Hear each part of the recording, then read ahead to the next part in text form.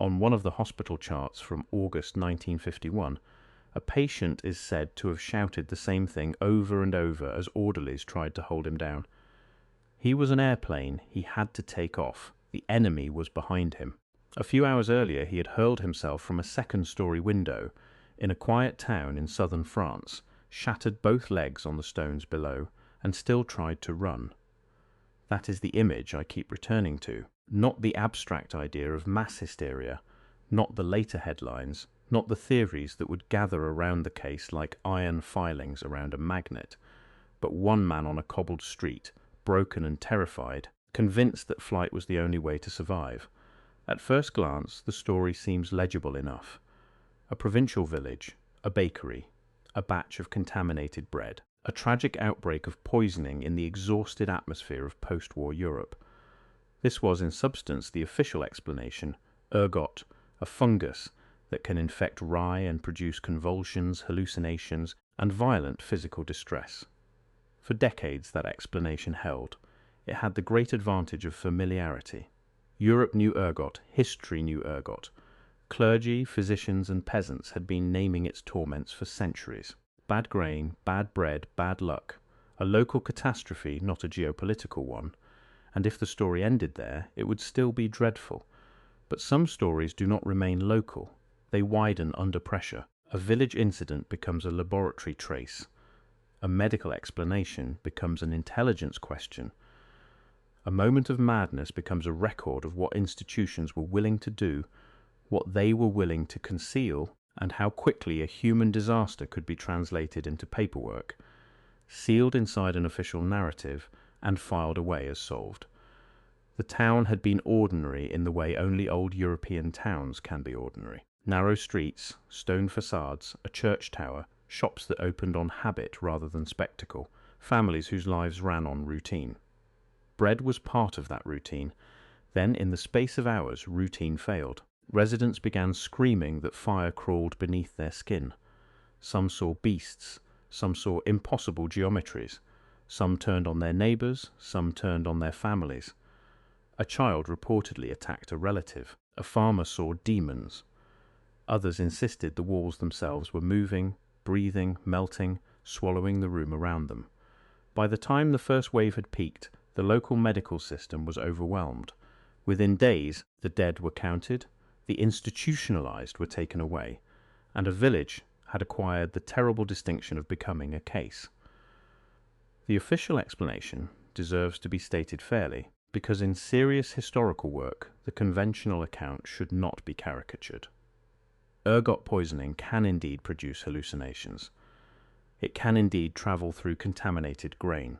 In a town where many people purchased bread from the same source, the logic of a shared contaminant was not absurd. Public authorities needed an answer, needed a causal chain that made administrative sense. The bakery could be inspected. The flour could be blamed. The event could be contained. But the first cracks appeared almost immediately, and they were not philosophical cracks. They were material ones. The onset was wrong. Severe symptoms were reported too quickly for the explanation to sit comfortably. The pattern was wrong. Cases seemed to surge in waves, not merely from one uniformly contaminated batch. The symptom profile was wrong. Ergot has a long and ugly history, and one of its classic signatures is vascular damage so severe that extremities blacken and die. Yet the accounts that survived from this outbreak dwelled less on gangrenous collapse than on intense psychic derangement, paranoia, vivid shared imagery, violent terror, prolonged dissociation, states less like medieval poisoning law than like chemical assault. The similarities in the visions also disturbed observers. Different people, different rooms, different lives, yet descriptions that converged around fire, entities, animated patterns, and a world suddenly stripped of its ordinary edges. That does not prove an alternative. It does something more useful. It establishes that the file should never have been closed as neatly as it was. Here is where the story becomes difficult to ignore. In the years that followed, and especially after later revelations about Cold War intelligence programs, the case began to look less like an isolated food safety disaster and more like a point on a much larger map. By the time the public learned the names MK Ultra and Fort Detrick, by the time congressional investigators forced the American intelligence apparatus to admit that unwitting human beings had been dosed, observed, manipulated, and discarded in the name of research, the moral weather around 1951 had changed. What had once sounded unthinkable became historically legible, not proven in every detail, but legible, because the institutional machinery is no longer hypothetical. It is documented. In the early Cold War, chemical and psychological warfare occupied a peculiar place inside the strategic imagination of the West. These were not fringe interests. They sat at the intersection of military planning, pharmaceutical supply, intelligence competition, and bureaucratic ambition.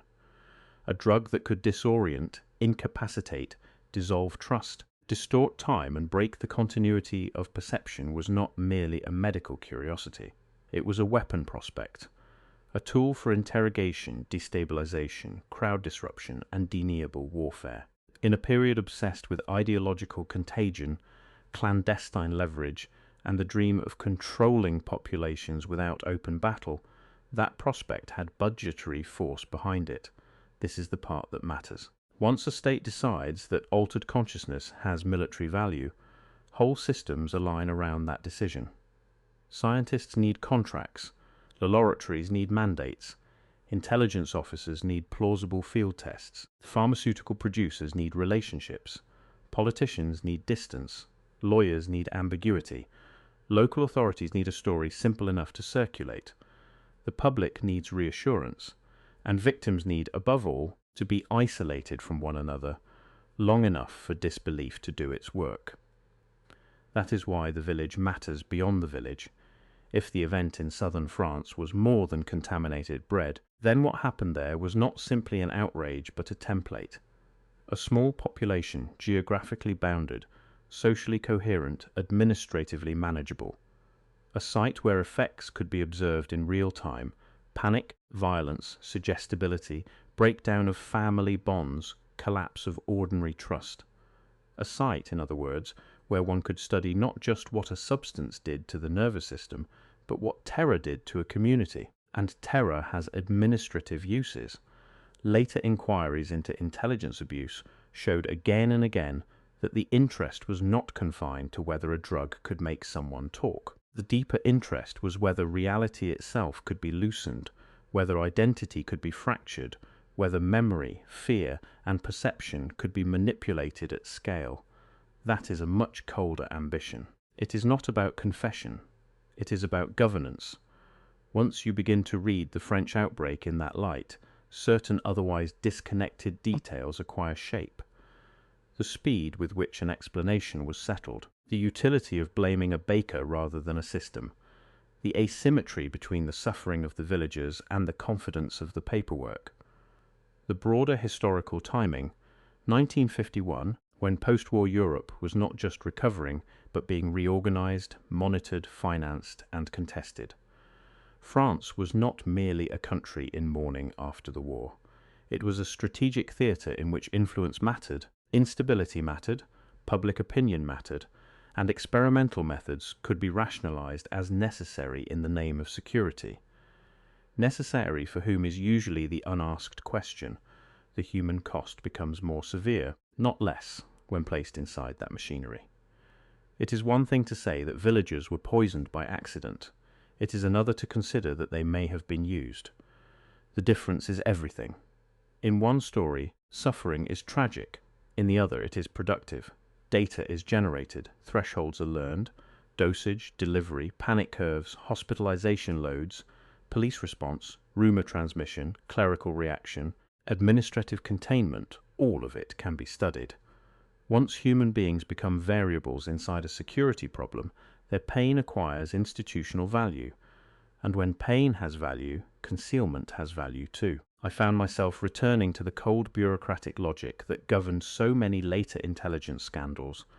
Documents destroyed before oversight arrives, programs renamed, jurisdictions blurred, foreign ground preferred because domestic law is inconvenient, civilian intermediaries inserted to create distance.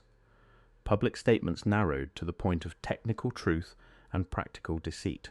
No one needs to invent a melodrama when the record of the 20th century is already full of these methods. The point is not that every suspicion is thereby proven. The point is that the architecture of possibility is real, and once that architecture exists, official innocence can no longer be taken at face value. This is where the story takes on a second life, and where it begins to merge with a more unsettling question about historical memory itself. Because an institution capable of altering perception chemically is almost always an institution practiced in altering perception administratively. Files can be sealed, causes can be simplified, testimony can be discredited, unusual experiences can be reassigned to madness, and once that habit of managed explanation becomes normal, it does not remain confined to one village or one decade. It extends outward into the way societies explain anomalies in general. The input to this story points toward a wider suspicion that beneath modern historical narratives there may be layers of omission not only about intelligence abuses, but about the built world itself, about architecture, buried urban strata, vanished techniques, and civilizations rendered indistinct by the official timeline. I am not asking you to accept every enlarged theory attached to that suspicion. Some of them stretch far beyond what can be demonstrated, but I do think it is worth noticing the structural resemblance. In both cases, the public is offered a manageable explanation. In both cases, material irregularities remain. In both cases, institutions benefit from closure. And in both cases, what is treated as eccentric curiosity may actually be the residue of badly explained power. Look at how quickly a society learns to normalize discontinuity. A town goes mad, the answer is bad bread. A record goes missing, the answer is routine disposal. An ornate building appears in an old photograph with lower stories half buried, the answer is grading, infill, redevelopment. Style of construction seems to exceed the capacities assigned to its era. The answer is exceptional craftsmanship. Each individual answer may contain part of the truth. That is precisely why the larger omission survives. The official version is not always false. It is often narrower than the evidence requires, narrow enough to protect institutions, narrow enough to preserve legitimacy, narrow enough to keep the file from opening into the system that produced it. And so the French village remains, in the historical imagination, a strange provincial episode, unless one steps back and watches the pattern gather. The Cold War demand for non-conventional weapons, the fusion of intelligence and science, the use of civilians as involuntary test subjects, the administrative convenience of localized blame, the destruction and classification of records, the economic incentives that push research toward application and application toward secrecy, the political incentives that punish admission more severely than abuse, the legal grey zones in which responsibility evaporates. This is not conspiracy as style. It is bureaucracy under pressure. It is power behaving as power usually behaves when shielded by emergency. What was done to that village, if the darker interpretation is even substantially true, was not merely an experiment in chemistry. It was an experiment in narrative control. First the body is destabilized, then the mind, then the record. Finally, the meaning of the event itself is taken out of the hands of those who lived it and placed into the custody of institutions that have every incentive to call the matter closed. The dead do not contest summaries. The institutionalized are poor witnesses. The baker is easier to blame than the state. That is why the story still disturbs. Not because it offers one more lurid tale from the archives of the Cold War, but because it reveals the sequence by which an atrocity can be domesticated into explanation. A village convulses. People die, families are broken, records harden around a cause, decades pass. Then, much later, when other files surface from other programs and other victims, the old explanation begins to look less like a lie than like something more durable and more dangerous, a radically incomplete truth. Perhaps there was contamination. Perhaps there was confusion. Perhaps local factors and covert ones overlapped in ways that can no longer be perfectly reconstructed. History is often like that, but incompleteness is not innocence. And when what has been omitted consistently points upward, toward intelligence services, military laboratories, transnational research networks, and the administrative reflex to classify, destroy, and deny, then omission itself becomes evidence of structure. That is the final weight of the story. The people in that French village were not important enough to the state to be protected, but they were useful enough to be explained. Their suffering could be absorbed into a theory. Their terror could be turned into a case. Their memories could be doubted, and the event could be made to serve the larger interest of institutional continuity. That is how power survives its scandals. Not by producing a perfectly false account, but by producing an account just true enough to stabilize the surface, while the deeper machinery disappears from view. And once you see that mechanism, the village is no longer a village. It is a threshold. Beyond it lies the unsettling possibility that many of the stories we inherit are built this way.